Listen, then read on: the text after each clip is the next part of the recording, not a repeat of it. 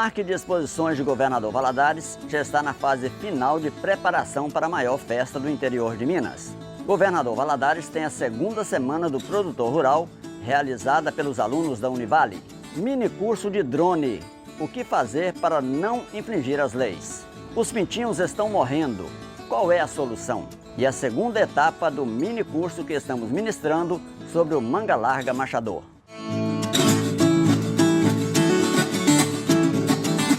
Olá, bom dia. Estamos começando mais uma edição do Rio Doce Rural, aqui na TV Rio Doce, a nossa TV. E eu vou começar essa edição falando de coisas boas para você. Eu quero agradecer a você que está acompanhando a gente, que está mandando as suas mensagens, mandando o seu feedback também para a gente, para que nós possamos aprender mais e aperfeiçoar cada vez mais. Precisamos também da sua participação aqui, através dos nossos canais de redes sociais e através também do nosso e-mail, ezequiasgv@gmail.com. Ou até mesmo você fazer um comentário lá quando nós publicamos na internet. Tudo isso é muito importante. E vamos então às nossas informações de hoje. A chuva em Governador Valadares e região do Vale do Rio Doce não foi uma chuva que realmente chamou muita atenção, mas ajudou um pouco. Esse ano não teve a chamada enchente da goiaba. A chuva veio depois, não foi em grande quantidade, exceto em alguns locais onde caiu muita água, mas em um espaço muito pequeno do tempo. Mesmo assim, os pastos ainda não estão totalmente secos. Agora, é importante, no nosso quadro de atualidades de hoje, nós estarmos informando a você a necessidade de fazer o seu aceiro. O aceiro é importantíssimo para evitar que o fogo que venha de outra propriedade entre na sua e também para evitar que, se acontecer algum acidente na sua propriedade, venha atingir a propriedade do vizinho e aí você pode ser condenado a pagar indenizações e tudo mais. O aceiro, como ele é feito na verdade? A gente faz uma limpeza na lateral da cerca, 3 metros para cada lado, e a gente acaba resolvendo isso aí sem muito problema. Portanto, esse é o momento de quem ainda não fez os aceiros, fazer os aceiros. E conforme nós já mostramos aqui no Rio Doce Rural, é importante também toda a ação que você vai ter com fogo, você procurar os bombeiros e dar essa informação a eles, para que eles possam te dar uma segurança maior, te dar orientação, ou até mesmo levar uma viatura lá para acompanhar o trabalho que você vai fazer. Então, tudo isso é importante. Ainda no quadro Atualidades, eu quero destacar também a melhora que teve, um pouquinho só, mas teve no preço dos ovos. Ovos, as galinhas e os porcos estão tendo preços um pouquinho melhores já desde a última semana. Isso tem incentivado, por quê? Porque nós temos também uma queda no preço do milho. E a base da alimentação das galinhas, dos porcos, de uma forma geral, para os pequenos produtores, ela é feita à base dela de soja e de milho. E esses dois insumos tiveram queda de preço. E por que isso aconteceu? É importante a gente saber. Está sobrando soja. Está sobrando soja.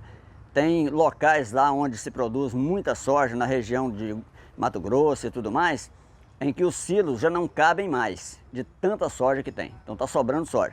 Por esse motivo, nós estamos com preço reduzido aqui, né? Por exemplo, uma vasilha de soja que custava antes, por exemplo, R$12, R$11, está hoje a R$4,99 em alguns lugares. Então há uma redução de preço também para o produtor que vai comprar o farelo de soja e para aquele produtor que vai comprar também o milho, ou milho quebrado, ou farelo de milho.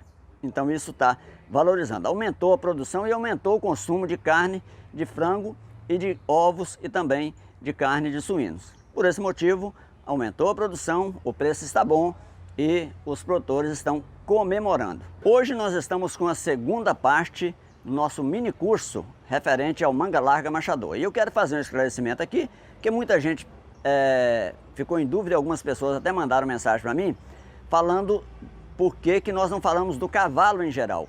Esse mini curso é especificamente sobre as características do manga larga machador. Em parceria com a MMTV, que é a televisão do manga larga machador, nós vamos trazer agora a informação sobre o tronco do animal. Acompanhe aí. Um olhar de raio-x. Porte médio, ágil, estrutura forte e bem proporcionada, expressão vigorosa e sadia, interpretação de morfologia racial, tronco. As regiões anatômicas que compõem o tronco são o peito, a cernelha, o dorso, o lombo, a garupa, ancas e a cauda. O peito do manga-larga machador está descrito no padrão como largo e profundo.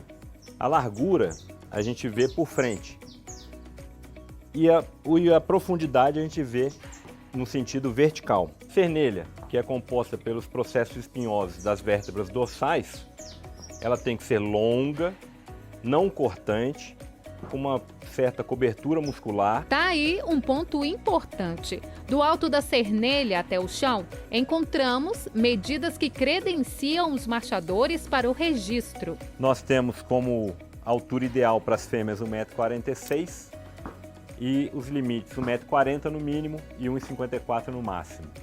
Nos machos, a altura ideal de 1,52 m, aceitando de 1,47 m a 1,57 m no máximo. No tronco, o padrão descreve dorso de comprimento médio, reto, musculado, harmoniosamente ligado à cernelha e ao lombo. O lombo curto, com uma cobertura muscular adicional nessa região, já que é uma região que não tem costelas. Então ela tem um reforço na sua musculatura nessa região. E reto. Garupa ampla, mais longa do que o dorso lombo.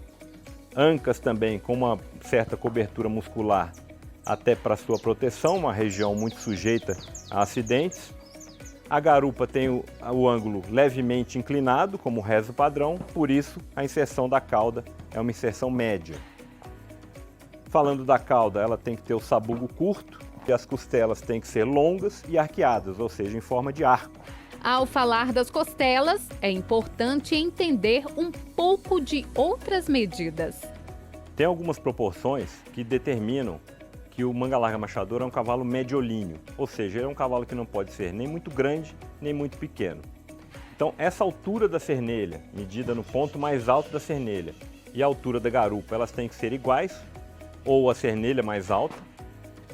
É importante também essa proporção aqui, do final da cernelha até o osso externo, que é essa profundidade torácica, aliada a essa medida do externo até o solo.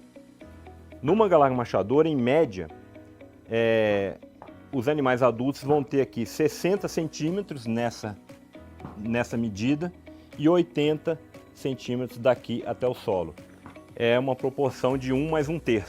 Além dessa, a medida da altura da cernelha em relação ao comprimento corpóreo, que é medido daqui, da ponta do úmero até o final aqui da garupa, elas têm que ser muito próximas. Nos últimos anos, o machador teve um aumento em seu comprimento corpóreo, de 1 a 3 centímetros.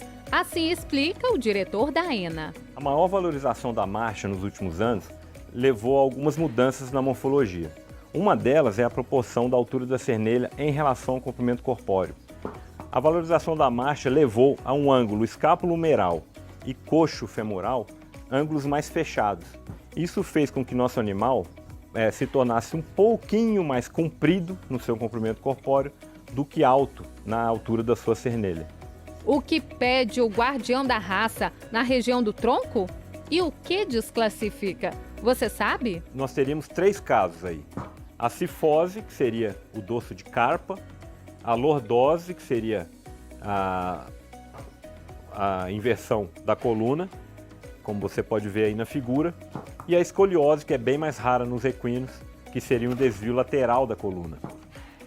Passando para a garupa, o defeito desclassificante dela seria essa garupa ser derreada, ou seja, demasiadamente inclinada, uma inclinação acima do permitido, lembrando que o padrão descreve uma garupa levemente inclinada.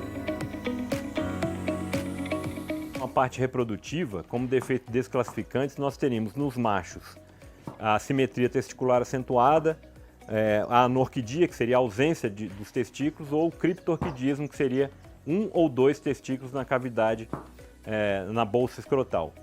Nas fêmeas, seria doenças congênitas, né, do aparelho reprodutivo, que é uma condição mais rara nos equinos, mas pode acontecer, então seria também um defeito desclassificante.